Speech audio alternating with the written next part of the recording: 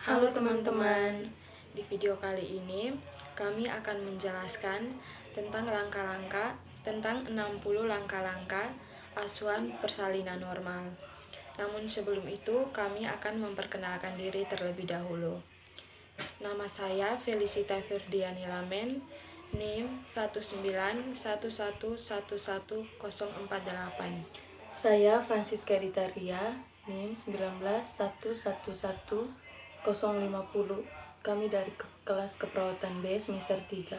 Selamat menyaksikan. Sebelum itu perlu diketahui bahwa dalam asuhan persalinan normal ini terdapat 10 tahap, yakni yang pertama melihat tanda dan gejala dari kala 2. Yang kedua menyiapkan pertolongan persalinan. Yang ketiga memastikan pembukaan lengkap dengan pada janin dengan baik. Yang keempat menyiapkan ibu dan keluarga untuk membantu proses pimpinan meneran. Yang kelima, persiapan pertolongan kelahiran bayi. Yang keenam, menolong kelahiran bayi. Yang ketujuh, penanganan bayi baru lahir. Yang kedelapan, menilai pendarahan. Yang kesembilan, melakukan prosedur pasca persalinan. Yang kesepuluh, evaluasi. Langkah yang pertama yakni mengamati tanda dan gejala persalinan kala 2. 3/4 ibu mempunyai keinginan untuk meneran. 3/4 ibu merasa tekanan yang semakin meningkat pada rektum dan atau pada vaginanya. 3/4 perineum menonjol. 3/4 vulva vagina dan sphincter anal membuka. Langkah kedua, memastikan perlengkapan bahan dan obat-obatan esensial siap digunakan. Mematakan ampul oksitosin 10 unit dan menempatkan tabung suntik steril sekali pakai dalam partuset. Yang ketiga, mengenakan baju penutup dan atau celemek plastik yang bersih. Yang keempat, melepaskan semua perhiasan yang dipakai di bawah siku, mencuci kedua tangan dengan sabun dan air bersih yang mengalir, dan mengeringkan tangan dengan handuk 1 kali pakai atau handuk pribadi yang bersih. Yang kelima, memakai sarung tangan dengan DTT atau steril untuk semua pemeriksaan dalam. Yang keenam, mengisap oksitosin 10 unit dalam tabung suntik dan melakukan kembali di partuset atau wadah disinfeksi tingkat tinggi atau steril tanpa mengkontaminasi tabung steril suntik. Yang ketujuh, membersihkan vulva dan perineum, menyekanya dengan hati-hati dari depan ke belakang dengan menggunakan kapas atau kasa yang sudah dibasahi air disinfeksi tingkat tinggi. Jika mulut vagina, perineum, atau anus sudah terkontaminasi oleh kotoran ibu, maka bersihkan dengan seksama dengan cara menyeka dari depan ke belakang. Setelah itu, buang kapas atau kasa yang terkontaminasi dalam wadah dengan benar. Mengganti sarung tangan jika sudah terkontaminasi. Yang kedelapan, dengan menggunakan teknik aseptik, melakukan pemeriksaan dalam untuk memastikan bahwa pembukaan serviks sudah lengkap. Bila selaput ketuban belum pecah, sedangkan pembukaan sudah lengkap, maka lakukan amniotomi. Yang kesembilan, mendekontaminasi sarung tangan dengan cara mencelupkan tangan yang masih memakai sarung tangan kotor ke dalam larutan klorin 0,5% dan kemudian melepaskannya dalam keadaan terbalik serta merendamnya di dalam larutan klorin 0,5% selama 10 menit, kemudian mencuci tangan. Yang ke-10 adalah memeriksa denyut jantung janin setelah kontraksi berakhir untuk memastikan bahwa denyut jantung janin ini dalam batas normal, yakni 100-180 kali per menit. Mengambil tindakan yang sesuai jika denyut jantung janin tidak normal. Mendokumentasikan hasil-hasil pemeriksaan dalam denyut jantung janin, dan semua hasil-hasil penilaian serta asuhan lainnya pada patograf. Langkah ke-11, memberitahu ibu bahwa pembukaan sudah lengkap dan janin dalam keadaan baik. Membantu ibu berada dalam posisi yang sesuai dengan keinginan. Menunggu ibu mempunyai keinginan untuk meneran. Melanjutkan pemantauan kesehatan dan kenyamanan ibu serta janin sesuai dengan pedoman persalinan aktif dan mendokumentasikan temuan-temuan. Menjelaskan kepada anggota keluarga bagaimana mereka dapat mendukung dan memberi semangat kepada ibu saat ibu mulai meneran. 12. Meminta bantuan keluarga untuk menyiapkan posisi ibu untuk meneran. Yang ke-13, melakukan pimpinan meneran saat ibu mempunyai dorongan yang kuat untuk meneran, yakni membimbing ibu untuk meneran saat ibu mempunyai keinginan untuk meneran, mendukung dan memberi semangat atas usaha ibu untuk meneran, membantu ibu mengambil posisi yang nyaman sesuai pilihannya, menganjurkan ibu untuk beristirahat di antara kontraksi, menganjurkan keluarga untuk mendukung dan memberi semangat pada ibu, menganjurkan asupan cairan per oral, menilai denyut jantung janin setiap 5 menit. Jika bayi belum lahir atau kelahiran bayi belum akan terjadi segera dalam waktu 120 menit, meneran untuk ibu primapara atau 60 per menit. Untuk ibu multipara, merujuk segera. 14. Jika kepala bayi telah membuka vulva dengan diameter 5-6 cm, meletakkan handuk bersih di atas perut ibu untuk mengeringkan bayi. 15. Meletakkan kain yang bersih dilipat 1/3 bagian di bawah bokong ibu. 16. Membuka partuset. 17. Memakai sarung tangan, DTT atau steril pada kedua tangan. 18. Saat kepala bayi membuka vulva dengan diameter 5-6 cm, lindungi perineum dengan satu tangan yang tidak dilapisi kain tadi. Kemudian letakkan tangan yang lain di kepala bayi dan lakukan tekanan yang lembut dan tidak menghambat kepala bayi. Membiarkan kepala keluar secara perlahan. Menganjurkan ibu untuk meneran perlahan-lahan atau bernafas cepat saat kepala lahir. Jika ada mekonium dalam cairan ketuban, segera hisap mulut dan hidung setelah kepala lahir menggunakan penghisap lendir, disinfeksi tingkat tinggi atau steril, atau bola karet penghisap yang baru dan bersih. 19. Dengan lembut menyekam muka, mulut, dan hidung bayi dengan kain atau kasa yang bersih. 20. Memeriksa lilitan tali pusat dan mengambil tindakan yang sesuai jika hal itu terjadi, dan kemudian meneruskan segera proses kelahiran bayi. Jika tali pusat melilit leher janin dengan longgar, lepaskan lewat bagian atas kepala bayi. Jika tali pusat melilit leher bayi dengan erat, maka mengklaimnya di dua tempat dan memotongnya. 21. Menunggu hingga kepala bayi melakukan putaran paksi luar secara spontan. Yang ke-22, setelah kepala melakukan putaran paksi luar, tempatkan kedua tangan di masing-masing sisi muka. Menganjurkan ibu untuk meneran saat kontraksi berikutnya. Dengan lembut menariknya ke arah bawah dan ke arah keluar hingga bahu anterior muncul di bawah arkus pubis, dan kemudian dengan lembut menarik ke arah atas dan ke arah luar untuk melahirkan bahu posterior. 23. Setelah kedua bahu dilahirkan, menelusurkan tangan mulai kepala bayi yang berada di bagian bawah ke arah perineum tangan, membiarkan bahu dan lengan posterior lahir ke tangan tersebut. mengendalikan kelahiran siku dan tangan bayi saat melewati perineum.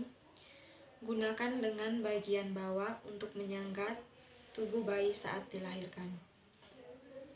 Menggunakan tangan anterior untuk mengendalikan siku dan tangan anterior bayi saat keduanya lahir. 24. Setelah tubuh dari lengan lahir, menelusurkan tangan yang ada di atas dari punggung ke arah kaki bayi untuk menyangganya saat panggung dari kaki lahir. Memegang kedua mata kaki bayi dengan hati-hati membantu kelahiran kaki bayi. 25. Menilai bayi dengan cepat, kemudian meletakkan bayi di atas perut ibu dengan posisi kepala bayi sedikit lebih rendah dari tubuhnya. Meletakkan bayi di tempat yang memungkinkan. 26. Segera mengeringkan bayi, membungkus kepala dan badan, kecuali bagian pusat. 27. Menjepit tali pusat menggunakan klem kira-kira 3 cm dari pusat bayi. Melakukan urutan pada tali pusat, mulai dari klem ke arah ibu dan memasang ke 2 cm dari klem pertama. 28. Memegang tali pusat dengan satu tangan, melindungi bayi dari gunting, dan memotong tali pusat di antara 2 klem tersebut. Yang ke-29, mengganti handuk yang basah dan menyelimuti bayi dengan kain atau selimut yang bersih dan kering, menutupi bagian kepala, membiarkan tali pusat terbuka. 30. Memberikan bayi kepada ibunya dan menganjurkan ibu untuk memeluk bayinya dan memulai pemberian ASI jika ibu menghendakinya. Yang ke-31, meletakkan kain yang bersih dan kering, melakukan palpasi abdomen untuk menghilangkan kemungkinan adanya bayi kedua. Yang ke-32, memberitahu kepada ibu bahwa ibu akan segera disuntik. Yang ke-33, dalam waktu 2 menit setelah kelahiran bayi, memberikan suntik oksitosin 10 unit di 1/3 paha kanan atas di bagian luar setelah mengaspirasinya terlebih dahulu. Yang ke-34, memindahkan klem pada tali pusat. Yang ke-35, meletakkan satu tangan di atas kain yang ada di perut ibu, tepat di atas tulang pubis, dan menggunakan tangan ini untuk melakukan palpasi kontraksi dan menstabilkan uterus. Memegang tali pusat dan klem pada tangan yang lain. Ke-36, menunggu uterus berkontraksi dan kemudian melakukan penegangan ke arah bawah pada tali pusat dengan lembut. Lakukan tekanan yang berlawanan arah pada bagian bawah uterus dengan cara menekan uterus ke arah atas dan belakang dengan hati-hati untuk membantu mencegah terjadinya inversio uteri. Jika plasenta tidak lahir setelah 30-40 detik, menghentikan penegangan tali pusat dan menunggu hingga kontraksi berikutnya mulai. Yang ke-37, setelah plasenta terlepas, meminta ibu untuk meneran sambil menarik tali pusat ke arah bawah dan kemudian ke arah atas. Mengikuti kurva jalan lahir sambil meneruskan tekanan berlawanan arah pada uterus. Jika tali pusat bertambah panjang, pindahkan klem hingga berjarak sekitar 5-10 cm dari vulva. Jika plasenta tidak lepas setelah melakukan penegangan tali pusat selama 15 menit, maka mengulangi pemberian oksitosin 10 unit, menilai kandung kemih dan mengkateterisasi kandung kemih dengan menggunakan teknik aseptik jika perlu. Meminta keluarga untuk menyiapkan rujukan, mengulangi penegangan tali pusat selama 15 menit berikutnya. Merujuk ibu jika plasenta tidak lahir dalam waktu 30 menit sejak kelahiran bayi. 38. Jika plasenta terlihat di introitus vagina, melanjutkan kelahiran plasenta dengan menggunakan kedua tangan. Memegang plasenta dengan dua tangan dan dengan hati-hati. Memutar plasenta hingga selaput ketuban terpilin. Dengan lembut, perlahan melakukan selaput ketuban tersebut. Yang ke-38, jika plasenta terlihat di introitus vagina, melanjutkan kelahiran plasenta dengan menggunakan kedua tangan. Memegang plasenta dengan dua tangan dengan hati-hati, memutar plasenta hingga selaput ketuban terpilin. Dengan perlahan melahirkan selaput ketuban tersebut. Jika selaput ketuban robek, memakai sarung tangan, disinfektan tingkat tinggi atau steril dan memeriksa vagina dan serviks ibu dengan saksama. Menggunakan jari-jari tangan atau klem atau forceps disinfeksi tingkat tinggi atau steril untuk melepaskan bagian selaput yang tertinggal. Yang ke-39, segera setelah plasenta dan selaput ketuban lahir, melakukan masase uterus, meletakkan telapak tangan di fundus, dan melakukan masase dengan gerakan melingkar dengan lembut hingga uterus berkontraksi. Yang ke-40, memeriksa kedua sisi plasenta, baik yang menempel ke ibu maupun janin, dan selaput ketuban untuk memastikan bahwa selaput ketuban lengkap dan utuh. Meletakkan plasenta di dalam kantung plastik dan atau tempat khusus. Yang ke-41, mengevaluasi adanya laserasi pada vagina dan perineum dan segera menjahit laserasi yang mengalami pendarahan aktif. Yang ke-42, menilai ulang uterus dan memastikan berkontraksi dengan baik. Yang ke-43, mencelupkan kedua tangan yang memakai sarung tangan ke dalam larutan klorin 0,5%, membilas kedua tangan yang masih bersarung tangan tersebut dengan air disinfeksi tingkat tinggi dan mengeringkannya dengan kain yang bersih dan kering. Yang ke-44, menempatkan klem tali pusat disinfektan tingkat tinggi atau steril atau meningkatkan tali disinfeksi tingkat tinggi dengan simpul mati sekeliling tali pusat sekitar 1 cm dari pusat. Yang ke-45, mengikat satu lagi simpul mati di bagian pusat yang berseberangan dengan simpul mati yang pertama. Yang ke-46, melepaskan klem beda dan meletakkannya ke dalam larutan klorin 0,5%. Yang ke-47, menyelimuti kembali bayi dan menutupi bagian kepalanya. Memastikan handuk atau kain yang bersih atau kering. Yang ke-48, menganjurkan ibu untuk memulai pemberian ASI.